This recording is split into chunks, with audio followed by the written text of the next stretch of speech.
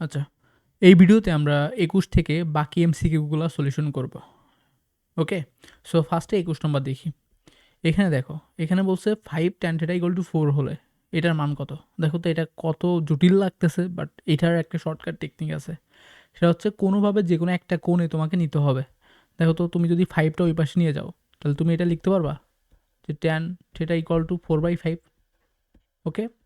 যখন এরকম একটা কোণে নিতে পারবা, নিয়ে যাওয়ার সাথে তুমি সমকোণী ত্রিভুজে নিয়ে যাও এই কোণটাকে। সমকোণী ত্রিভুজ আঁকলা। এবার ট্যান থিটা মানে কি? লম্ব বাই ভূমি।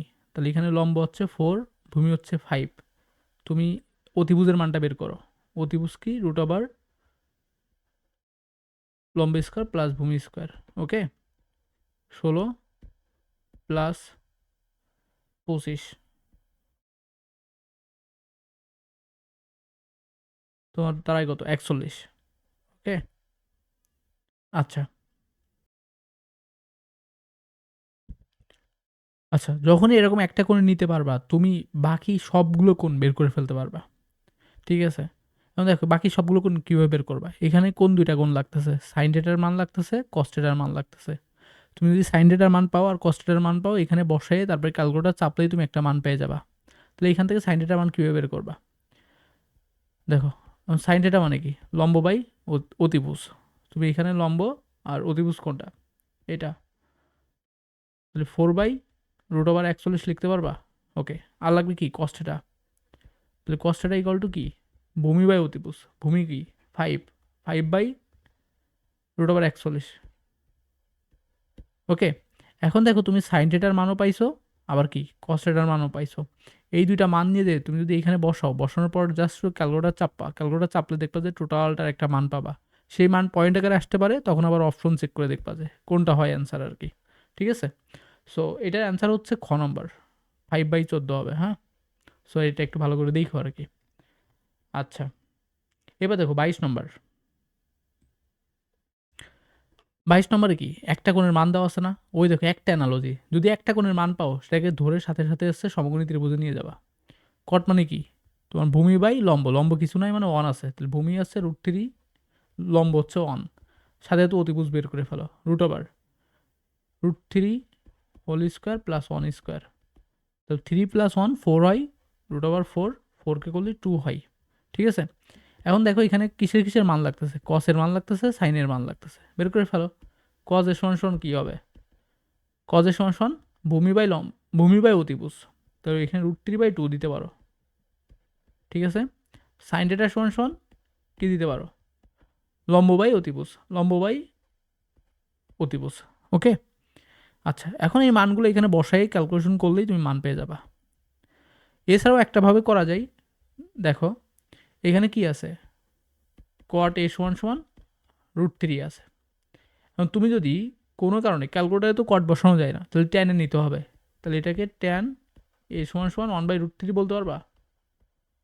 এবার তুমি এইখান থেকে এর মানটা বের করো। ট্যানকে ওই পাশে নিয়ে যাও, এই ট্যানকে এই পাশে নিয়ে যাও। ট্যানকে যখন ওই পাশে নিয়ে যাবা, তখন হয়ে যাবে ট্যান ইনভার্স 1/√3। বুঝতে পারছো? এখন এটাকে করলেই দেখবা যে একটা কোণের মান পাবা। সেই কোণের মান তোমার, এটার মান 30 ডিগ্রি, এরকম 30 ডিগ্রি পাবা। এবার তুমি যদি এখানে 30 ডিগ্রি এনে বসাই দাও, তাহলে দেখো তুমি টোটাল মান পাচ্ছ। ঠিক আছে? আচ্ছা, এটা দেখো একটা সুপার টেকনিক আছে, শর্টকাট। এখানে কোসেকে মাইনাস কটে মান কি? 2/3 দেওয়া। যদি এরকম সেম জিনিসের মাইনাসের মান দেওয়া আছে, প্লাসের মান জানতে চাইছে, বা তোমার প্লাসের মান দেওয়া আছে, মাইনাসের মান জানতে চাইছে, যদি এমন হয়, তাহলে এখানে যেটা থাকবে সেটাকে তো শুধু উল্টাই দিবা। তাহলে এখানে 2/3 আছে, তাহলে অ্যান্সার হবে 3/2। ওকে? এটা অ্যান্সার আছে এটা। আচ্ছা, 24 নম্বর দেখো। 24 নম্বরে কি বলছে? বলছে একটি সমদ্বিবাহু সমকোণী ত্রিভুজের সমান সমান বাহুর দৈর্ঘ্য। আচ্ছা, সমদ্বিবাহু ত্রিভুজটা আগে আঁকি। এটা একটা বাহু, এটা একটা বাহু। আচ্ছা, আমি ধরে নিলাম এই ২টা বাহু সমান। যে ২টা বাহু সমান, সেই ২টা বাহুর মান দিব হচ্ছে b, বাকিটা হচ্ছে a। এখন এই সমদ্বিবাহু ত্রিভুজের ক্ষেত্রফলের সূত্র হচ্ছে b/4√4a² - b²। ওকে? আশা করি বুঝতে পারছো। এখন এখানে কি দেওয়া আছে, সমান সমান বাহুর দৈর্ঘ্য 12, তার মানে সমান সমান বাহু কে, বি না, বির মান কত দেওয়া আছে 12, বির মান কত দেওয়া আছে 12। এখন তুমি যদি এখানে বির মানটা বসাই দাও, আচ্ছা এখানে কি বলছে, সমান সমান বাহুর দৈর্ঘ্য 12 সেন্টিমিটার হলে ত্রিভুজটির ক্ষেত্রফল কত, সমদ্বিবাহু ত্রিভুজের। আচ্ছা এখানে তো এর মান জানি না, আমরা এর মান কোনোভাবে বের করতে পারতেছি। ও আচ্ছা আচ্ছা, দেখো এখানে কি বলছে, কোশ্চেন আবার একটু ভালো করে পড়ি। এখানে বলছে একটি সমদ্বিবাহু সমকোণী ত্রিভুজের, ওকে, তাহলে আমরা হচ্ছে সমদ্বিবাহু সমকোণী আঁকবো। আমি ফার্স্টে মিস্টেক করছিলাম, সমকোণীটা পড়ছিলাম না। সমদ্বিবাহু সমকোণী ত্রিভুজের কি হয়, সমদ্বিবাহু মানে দুইটা বাহু সমান, তাহলে লম্বও যা ভূমিও তাই। আর লম্ব আর ভূমি যদি হচ্ছে সেম হয় তাহলে সমকোণী ত্রিভুজের এই কোণ হয় 45 ডিগ্রি, এটা আমরা ওভার শিওর। হ্যাঁ, আর এটা হচ্ছে 90 ডিগ্রি। ওকে, এখন কি বলছে, সমান সমান বাহুর দৈর্ঘ্য হচ্ছে 12 সেন্টিমিটার, তাহলে এটাও 12, এটাও 12। এখন বলছে ত্রিভুজটির ক্ষেত্রফল কত, সমকোণী ত্রিভুজের ক্ষেত্রফলের সূত্র কি, হাফ ইন্টু ভূমি গুণ উচ্চতা, ভূমি কত 12, উচ্চতা কত 12, তাহলে এটা যদি তুমি কাটাকাটি করো 6, আর এখন গুণ করো 60 যোগ 12, তাহলে হবে হচ্ছে 72। ওকে, তাহলে এটা হবে হচ্ছে গ। আচ্ছা, সো এবার 25 নম্বর দেখো, 25 নম্বর কি বলছে, বলছে একটি সমবাহু ত্রিভুজের ক্ষেত্রফল, আবার একটু ভালো করে পড়ি, একটি সমবাহু ত্রিভুজের ক্ষেত্রফল, সমবাহু মানে কি, ত্রিভুজের তিনটা বাহুই সেম হবে, ঠিক আছে, তাহলে এটাও এ, এটাও এ, এটাও এ, এটার ক্ষেত্রফল কত, ক্ষেত্রফল মানে এ কতটুকুনি জায়গা নিছে, এটার ক্ষেত্রফল হচ্ছে 4√3। ওকে, এত বর্গমিটার হলে এর বাহুর দৈর্ঘ্য কত মিটার। এখন যেহেতু ক্ষেত্রফল রিলেটেড কিছু বলছে, তাহলে আমাদের ক্ষেত্রফলে একটা ইকুয়েশন দাঁড় করাইতে হবে। সমবাহু ত্রিভুজের ক্ষেত্রফলের সূত্র কি, √3/4, √3/4 a স্কোয়ার। এখন আমি কি বলতে পারি না, √3/4 a স্কোয়ার সমান সমান তাহলে 4√3। ওকে, এই ইকুয়েশন তো দাঁড় করাইতে পারি। এখন 4 এইখানে যে গুণ হয়ে যাবে, তাহলে √3, আচ্ছা আমি টোটাল এই পার্টটাকে নিয়ে যাইতে পারি, এই পার্টটা এই পাশে গুণাকারে আছে, ওই পাশে গেলে উল্টে যাবে আর কি। হ্যাঁ, তাহলে a স্কোয়ার সমান সমান 4√3, আমি যদি এখন উল্টাই দিই তাহলে 4/√3 হবে। আমাদের √3 কাটা, তাহলে চাইছি 16, এখন a = √16 লিখতে পারি কিনা, 16কে রুট করলে থাকে 4, তাহলে এর মান হচ্ছে 4।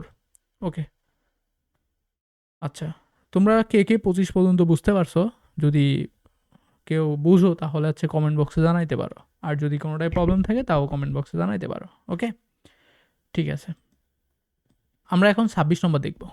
26 নম্বর একটু কিন্তু ক্রিটিক্যাল আছে, ভালো করে বুঝো। এখানে বলছে সামান্তরিকের পরিসীমা, তাহলে সামান্তরিকটা আইকে ফেলি, তোমার সামান্তরিক আঁকলাম। কি বলছে, বলছে সামান্তরিকের পরিসীমা 24, পরিসীমা মানে কি বলতো, পাঁচিল, পাঁচিল মানে কি বাউন্ডারি না, তাহলে এই যে এই সব যে চারটা বাহু আছে, চারটা বাহুর যোগফল হচ্ছে 24 সেন্টিমিটার, এবং সন্নিহিত বাহুদ্বয়ের অনুপাত 4:3, তাহলে একটাকে আমি বলতে পারি যে 4x, আর একটাকে বলতে পারি 3x। অনুপাত দেওয়া থাকলে দুইটার সাথেই কোনো একটা কনস্ট্যান্ট যোগ হয়, মানে ভেরিয়েবল যে কোনো একটা সেম জিনিস গুণ করতে পারো। তাহলে আমি একটাকে বললাম 4x, একটাকে বললাম 3x, তাহলে এটাও 3x আর এটাও 4x। এখন যেহেতু পরিসীমা দেওয়া আছে, পরিসীমা মানে কি সবগুলো বাহুর যোগফল, এখন দেখো তো এটা করতে পারবা কিনা, 3x plus 3x plus 4x যোগ 4x = কত লিখতে পারবা, যেহেতু হচ্ছে 28 বলছে না পরিসীমা, ঠিক আছে, তাহলে আমরা 28 লিখতে পারি। এখন যোগ করো, 3 3 6, 6 4 10, 10 4 14x = 28, এক্সের মান বের করো, x = কত 28/14, কাটাকাটি যদি করো তাহলে হয় 2, ঠিক আছে। এখন এখানে কি বলছে, বলছে বৃহত্তম ক্ষুদ্রতম বাহুর দৈর্ঘ্যের অন্তর্গত, বৃহত্তম বাহু কোনটা 4x। এখন 4 এক্সের জায়গায় 2 বসাও, 4 দুগুণী কত 8, এখানে এক্সের জায়গায় 2 বসাও, 3 দুগুণী কত, 3 দুগুণী 6, অন্তর মানে কি এদের বিয়োগফল, তুমি 8 থেকে 6 বাদ দাও, 8 থেকে 6 বাদ দিলে কত থাকে 2 থাকে। ওকে, দেখো অ্যান্সার মিলছে কিনা, অ্যান্সার 2 হবে কিনা। ওকে, আচ্ছা আশা করি তোমরা খুব ভালো করে বুঝতে পারছো। এখন 27 নম্বরটা দেখি। 27 নম্বর বলছে একটি সুষম বহুভুজের সবগুলো বহিস্থ কোণের সমষ্টি কত। এখন সুষম যতগুলো তুমি মানে ভুজ আঁকো না কেন, সেটা তো সবগুলো মিলে একটা বৃত্ত হয় না। এখন একটা বৃত্তের কোণ কত ডিগ্রি বলো? 360 ডিগ্রি না? তাহলে অ্যান্সার হবে 360। এখন এখানে বলছে 28-এ কেন্দ্রীয় প্রবণতার পরিমাপ হলো। আয়তক্ষেত্র তো, আয়তক্ষেত্রে কি তুমি কখনো পড়ছো যে কেন্দ্রীয় প্রবণতা এটার মান কি বের করছো? এটা কখন করছো? তুমি পরিসংখ্যানে করছো না, গড় আর প্রচুরক, তাহলে এটাই হবে গ। সো কেন্দ্রীয় প্রবণতার পরিমাপ হলো গড় ও প্রচুরক, মানে এটা তো পরিসংখ্যানে, তুমি একটা অ্যানালজি দেখো, এটা তো পরিসংখ্যানে তুমি বের করো, তাহলে এখানে আয়তক্ষেত্র তো হওয়ার কোনো পসিবিলিটি আসে না। ঠিক আছে, আচ্ছা এবার 29 দেখো, এখানে কি বলছে, কোনটি পরিমাপ করতে ক্রমযোজিত গণসংখ্যা ব্যবহৃত হয়। আচ্ছা দেখো এখানে বলছে গড়, অজীব রেখা, প্রচুরক, আয়তলেখ। এখন এইটা হবে অ্যান্সার হবে অজীব রেখা। এখন অজীব রেখা কেন হচ্ছে আমি তোমাকে বলি।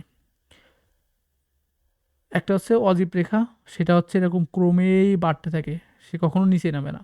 আর একটা হচ্ছে বহুভুজ রেখা, সে বহুভুজ রেখা কী হয়, একবার উপরে ওঠে নামে, ওঠে নামে, ওঠে নামে, ওঠে নামে। এই যে ক্রমেই বাড়তে বাড়তে যাচ্ছে, এটা একমাত্র অজীব রেখাই পসিবল। আর যদি অজীব রেখায় যদি ক্রমেই বাড়তে বাড়তে যায়, সেটা দেখো তো ক্রমযুক্ত গণসংখ্যার সাথে মেলে না। ক্রমিত গণসংখ্যা কী হয়, প্রথম গণসংখ্যা ধরো 7, পরের গণসংখ্যা 8 আছে, বাট এর ক্রমযুক্ত গণসংখ্যা কত 7, পরের গণসংখ্যা 8 আছে। এই পরের ক্রমযুক্ত গণসংখ্যা যখন বের করবা তখন 7-এর সাথে কি 8 যোগ হয় না? এইভাবে বাড়তে বাড়তে যায় না, ক্রমযুক্ত গণসংখ্যা কি কখনো কমে? তাহলে অজীব রেখা অঙ্কনের জন্য ক্রমিত গণসংখ্যা লাগবে। ওকে, আচ্ছা এবার 30 নম্বর দেখো, বলছে উপাত্ত সমূলের মধ্যে মধ্যক কত। যখন এখানে উপাত্ত সমূলের মধ্যে মধ্যক তোমাকে নির্ণয় করতে বলবে, এখানে কি অবিন্যস্তভাবে দেওয়া আছে। যদি অবিন্যস্তভাবে দেওয়া থাকে তাহলে তোমাকে ছোটো থেকে বড় আকারে সাজাইতে হবে। এবং তুমি ছোটো থেকে বড় আকারে সাজাও। ফার্স্টে কত দেখতে পাচ্ছ, 15, 15 পরে 16, 16 পরে 17 দুইবার আছে, 17, 17, তাহলে আমি 15 নিছি, 16 নিছি, 17, 17, 17 পরে কত 18 আছে, 18, 18, 19 আছে, 19 নাই, 20, 21, 20, 21, তারপরে 22, 23, 24। ওকে, 22, 23, 24। এখন দেখো এখানে কয়টা সংখ্যা আছে, 1টা 2টা 3টা 4টা 5টা 6টা 7টা 8টা 9টা 10টা। যদি এভাবে জোড় হয় তাহলে আমাদের যেটা করতে হবে, n/2তম পদ প্লাস n/2 প্লাস অনতম পদ নিতে হবে। এখানে 10টা আছে না, তাহলে 5তম পদ 1 2 3 4 5, তোমার 5তম পদ কত হচ্ছে 18, আর 6তম পদ নিতে হবে। এখন এই দুইটা নাও, তাহলে এখানে কত পেলাম 18 আর 20, এই দুইটা যোগ করে তার অর্ধেক করতে হবে, তাহলে এই দুইটার মধ্যক পাবো। ঠিক আছে, এখন তুমি এটা যোগ করো, যোগ করে 2 দিয়ে ভাগ দাও, দিলে দেখবা যে পাচ্ছ 19। ওকে, আচ্ছা তাহলে আমরা দেখতে দেখতে আরও একটা মডেল সলিউশন করে ফেললাম। যেহেতু মডেল আরও একটা শেষ, আর আগে আর একটা মডেল সলিউশন করছিলাম, এভাবে আমি তোমাদের হচ্ছে মিনিমাম 30টা মডেল সলিউশন করে দিব।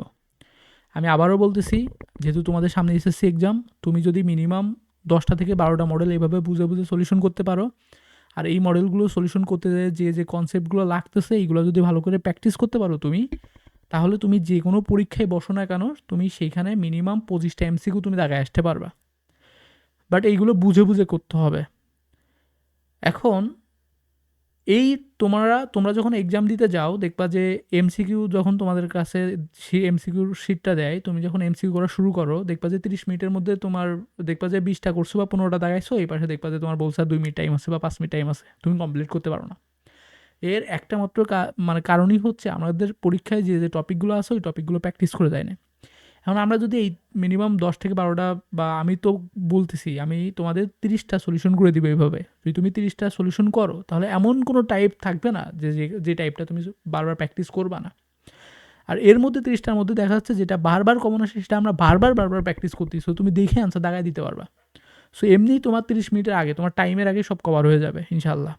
সো যদি এইভাবে কভার করতে চাও, আর এই এমসিকিউ সলিউশনের এই যে আমি যে স্টেপগুলো দিয়ে মানে সলিউশন করতেছি, আমি যতটা ইজিতে বোঝানো যায় ততটা ইজিভাবে আমি তোমাদের কাছে সলিউশন করে দিচ্ছি।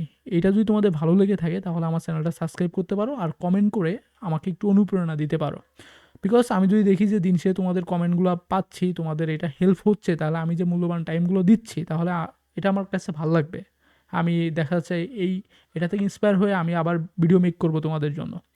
বাট এখন যদি তোমরা যদি কমেন্ট না করো, তোমাদের রেসপন্স না পাই, তাহলে দেখা যাচ্ছে এটা আমার পক্ষে আর বেশি দিন করা পসিবল হবে না। ওকে, সো এখানে তোমাদের কমেন্টটা অনেক অনেক ইম্পর্টেন্ট। ঠিক আছে, সো ইনশাল্লাহ দেখা হচ্ছে নেক্সট কোনো ভিডিওতে। ওকে বাই, আজকে ভিডিওটা এই পর্যন্তই।